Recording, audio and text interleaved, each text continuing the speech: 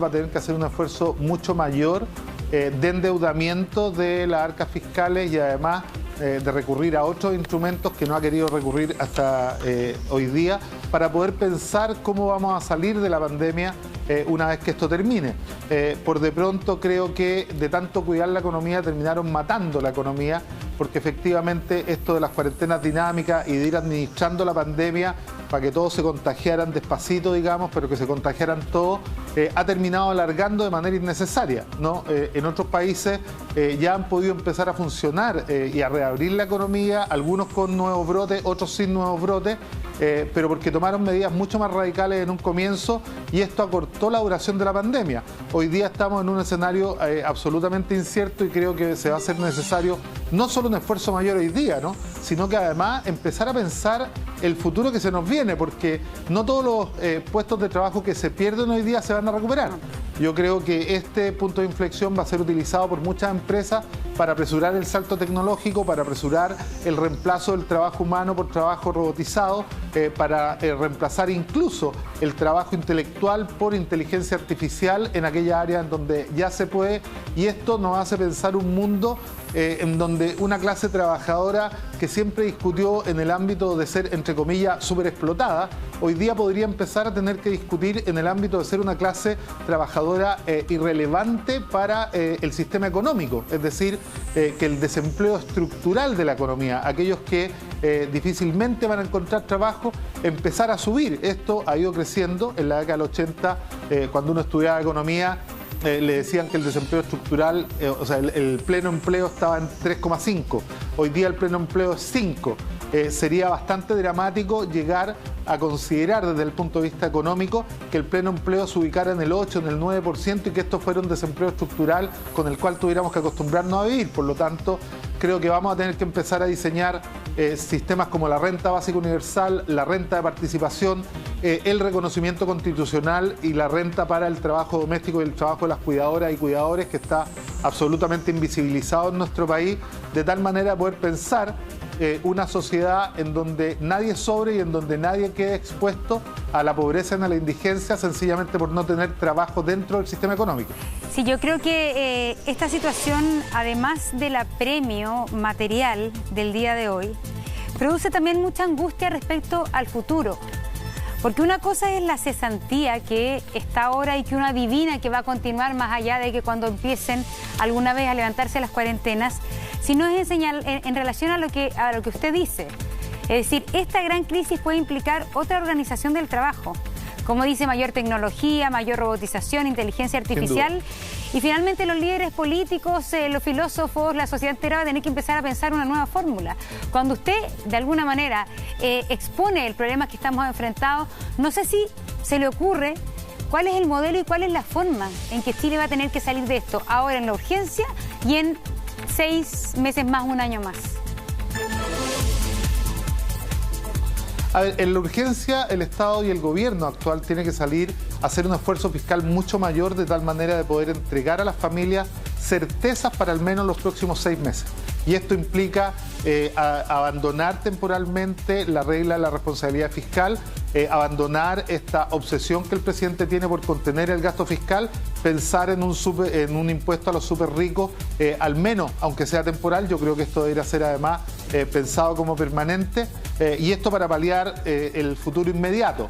Pero en el futuro más inmediato, de mediano y de largo plazo, tenemos que empezar a reconocer todo tipo de trabajo de tal manera que en nuestra sociedad no haya trabajo no reconocido. Para mí el más central es el trabajo doméstico. Cuando algunos hoy día discuten que a igual pega, igual paga, ningún economista serio podría explicarle a nadie en este país y en este mundo por qué el trabajo doméstico fuera de la casa vale 350.000 pesos y dentro de tu casa vale 0. O sea, si la propiedad privada deviene del trabajo, ahí hay un trabajo que no está reconocido y que efectivamente además no está valorado por la sociedad, y que es el que permite que todos los trabajadores lleguen a sus puestos de trabajo, que los niños vayan a estudiar, que los jóvenes puedan desarrollar sus tareas, y efectivamente, por lo tanto, tiene que ser un trabajo reconocido constitucionalmente, además del de los cuidadores, tanto de niños, niñas y adolescentes, como de adultos mayores postrados y con enfermedades graves, que también es otro trabajo que además, fundamentalmente ambos lo hacen principalmente las mujeres. Yo tengo la percepción de que si esos trabajos fueran reconocidos, primero, se distribuirían de manera más homogénea y justa en la sociedad.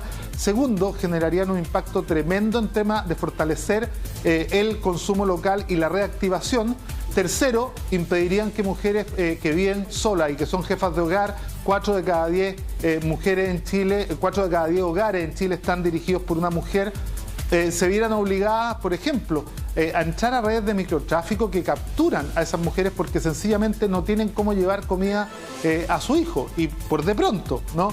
Siento que si ese trabajo se reconociera, los hombres lo estarían haciendo hace como 500 años, porque el patriarcado ha planteado que este trabajo sea una esclavitud moderna que no se reconoce y que diezma finalmente y principalmente a la mujer. Eso haría una contribución esencial. Y además hay que pensar en la renta de participación. Hay trabajo en nuestra sociedad que son la de los dirigentes sociales, por ejemplo, que no está reconocido por nadie. Y que efectivamente es un trabajo que cuando uno va y uno ve hoy día en Recoleta, por ejemplo, las 38 ollas comunes que están sirviendo para entregar cerca de 3.000 raciones diarias de alimentos, uno se sorprende y dice, bueno, y esto es trabajo voluntario, bien que sea solidario, pero ¿por qué tendríamos derecho en la sociedad a invisibilizar y no reconocer ese tipo de trabajo? Y por último, la renta básica universal, que ya en otros países se está discutiendo, permitiría redistribuir efectivamente la riqueza que genera todo el país, de tal manera de que nadie se vea expuesto ni a la pobreza ni a la indigencia sencillamente por no tener trabajo. Alcalde, hay una gran capa media, ¿no es cierto? Una clase media que bueno, la verdad es que no sabemos dónde parte, ¿no es cierto? Porque la gente dice, bueno, soy demasiado rico, ¿no es cierto?, para el Estado, soy demasiado pobre para la banca, no recibo bonos, no recibo ayuda. Se ve también golpeada por esta alta cesantía, pero también se ve golpeada porque sus remuneraciones han bajado, porque el trabajo independiente también no está bueno, está en la mitad. ¿Cómo ve usted con estas capas medias? Porque a las personas más vulnerables el Estado ha tratado de actuar. Es opinable si ha sido mezquino, si ha sido poco, si ha sido lento, es opinable, ¿no es cierto? Pero han tenido, ¿no es cierto?, ayuda. Pero ¿qué pasa con estas clases medias que hasta hoy no han recibido absolutamente nada y están desesperadas y están con una deuda, están sobreendeudados de manera importante, ¿no es cierto? Por lo tanto, están con mucha angustia hoy día. Julio César, en su pregunta está la respuesta.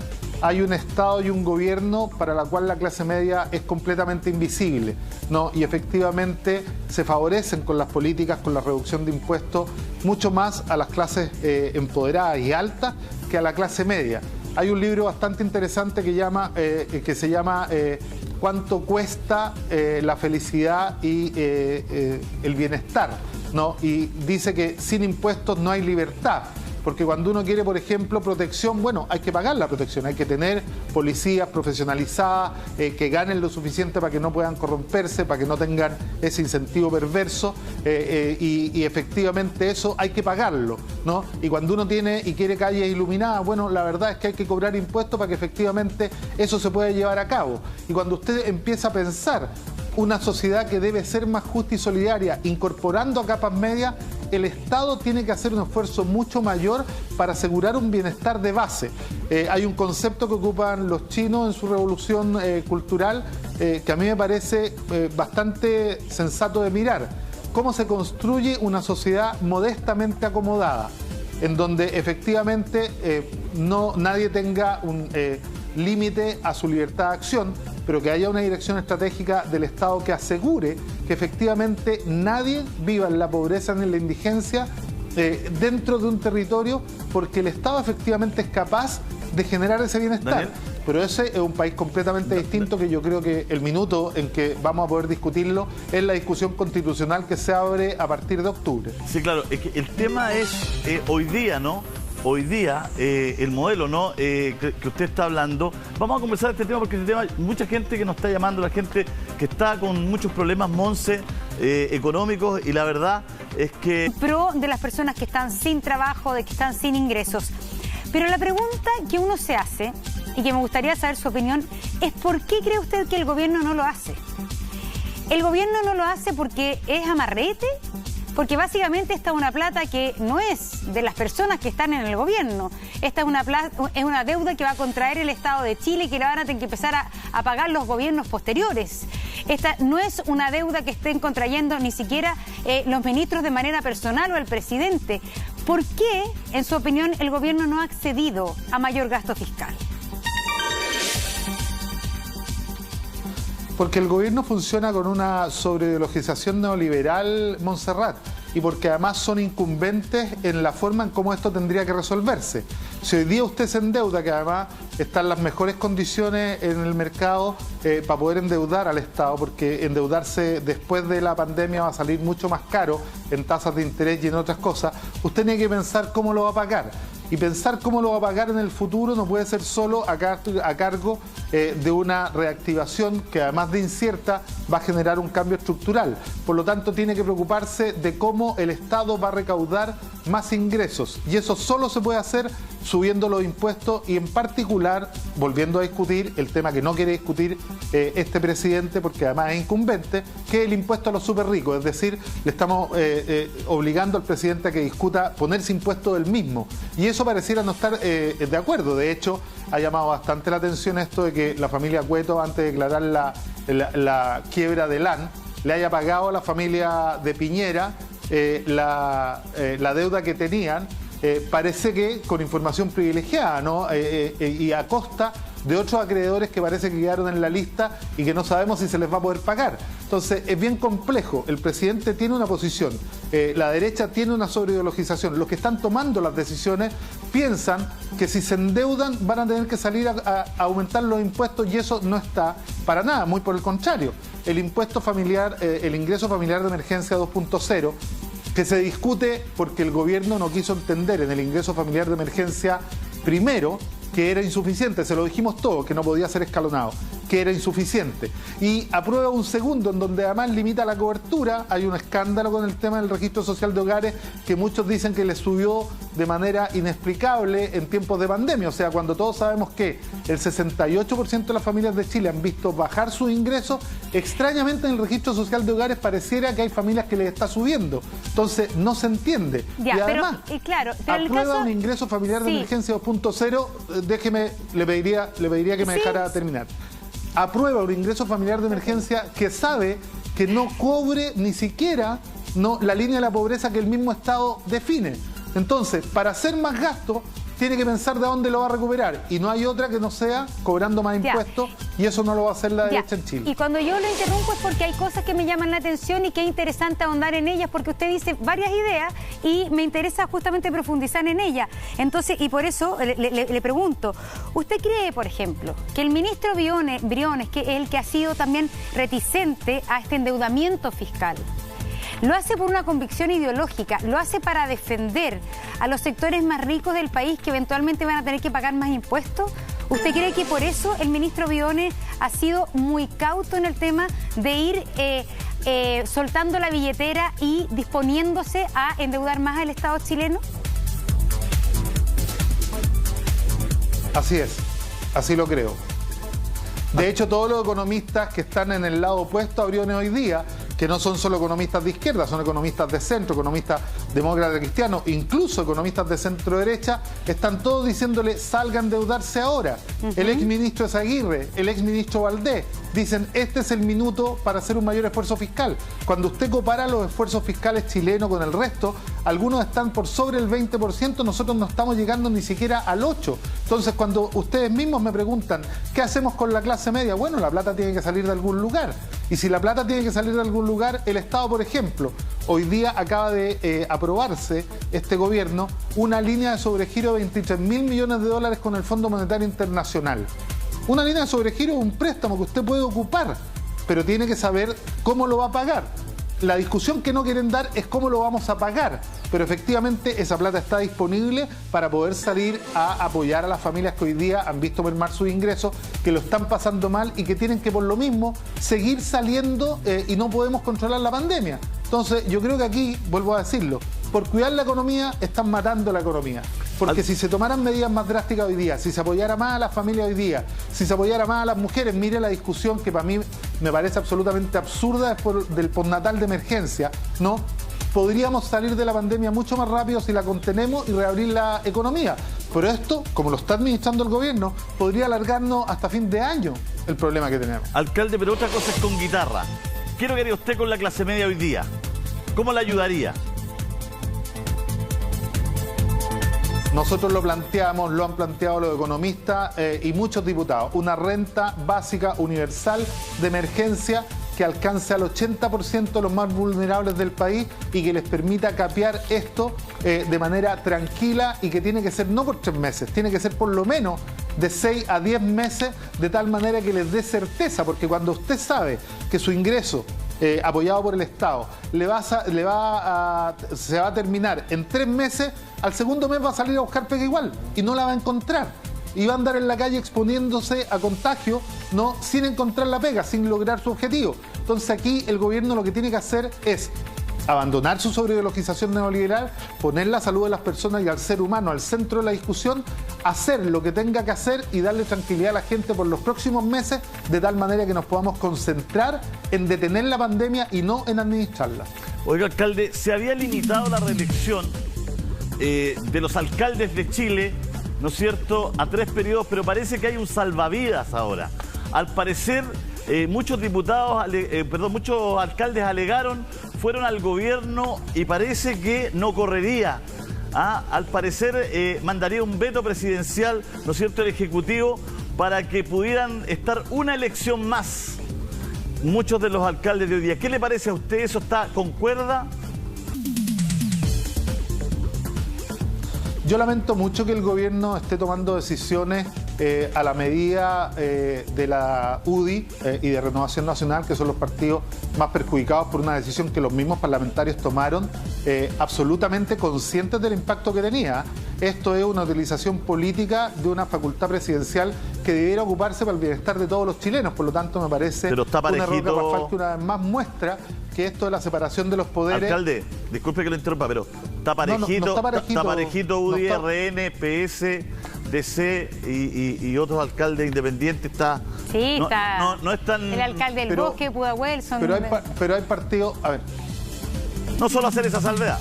Está bien, hay 100 alcaldes, la mayoría de ellos son efectivamente de los partidos del gobierno. Lean cualquier lista que ya fue pública y efectivamente hay una mayoría bastante significativa que son alcaldes del gobierno. Entonces, a mí me llama la atención que efectivamente perdamos tiempo y plata del Parlamento y de todo, hagamos un proceso que cuesta meses tomar un acuerdo y efectivamente después de que se tome un acuerdo con plena conciencia de los impactos que este genere, salvo que a mí me vengan a decir ahora los parlamentarios que lo están pidiendo y el gobierno que no sabían y que no se dieron cuenta del impacto que tenía.